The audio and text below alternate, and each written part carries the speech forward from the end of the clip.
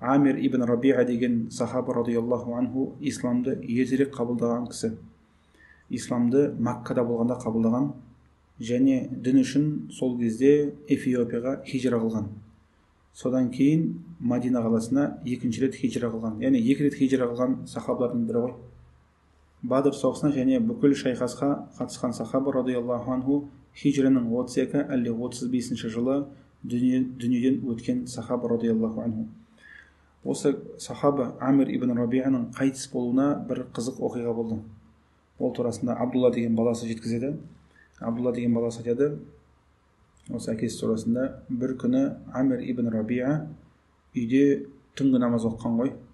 Түнгі намазды оқып ұйықтаған. Сосын ұйықтаса түсінде бір кісі келіп оған: "Ей Амир," дейді, "сен," дейді, "былай қылып дұға тілеші," дейді.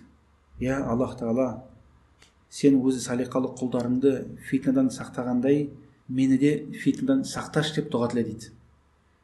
"Ей Амир," дейді, "дұға тіле," дейді, "сен Аллахтан сұра," дейді. "Я Аллах Тағала, сенің құлдарың бар ғой, фитнадан сақтаған, солармен бірдей қылшы мені, солармен бірдей фитнадан сақташы деп дұға тіле," дейді. "Аллахтан сұра," деп сөйтіп түсінде біреу келіп айтқан ғой. Содан ұйқыдан тұрып кетіп, түннің қақ ортасында ұйқыдан тұрып кетіп, барып дәрет алып келіп, намаз оқып, осылай қылып дұға тілеген ғой. Сол келіп түнде тағы да тахаджуд оққан.